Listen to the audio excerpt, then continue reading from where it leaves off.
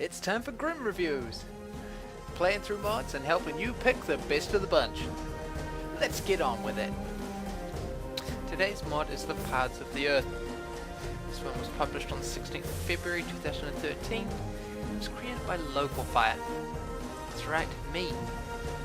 So take this review with a grain of salt. What does this have to offer you? Well, it's got a nice array of custom assets, which is nice, adding extra variation, which is good considering that a lot of mods using the basic assets, if you have played through those, you're most likely getting tired of seeing the same sort of dungeons and look to your thing. It's nice to see a new look.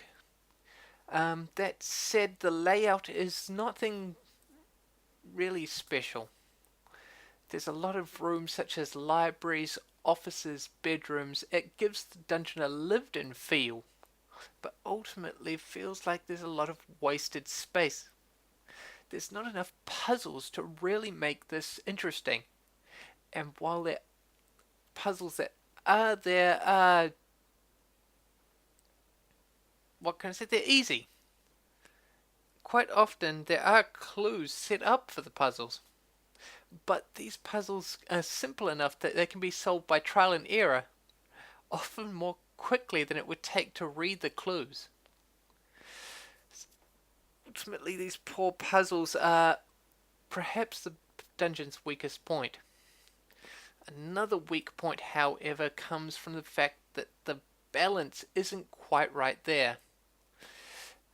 You receive too many powerful items too early on, and it becomes too easy to overpower enemies.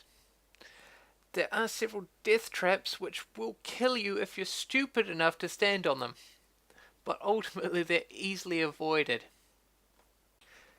There is a decent array of secrets, some of them being more evolved than the simple press a secret button, open a secret wall, requiring slightly more from the player.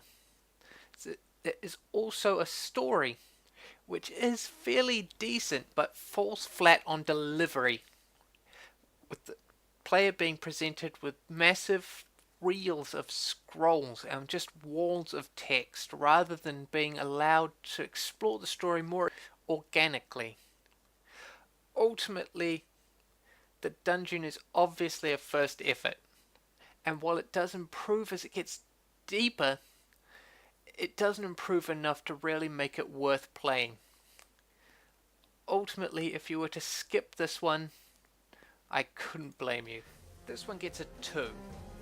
A lot of nice assets does not replace any substance, and that's what this mod lacks.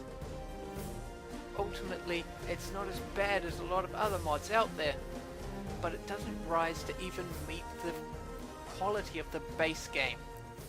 Check it out if you're interested, but if you miss it, you're not missing anything.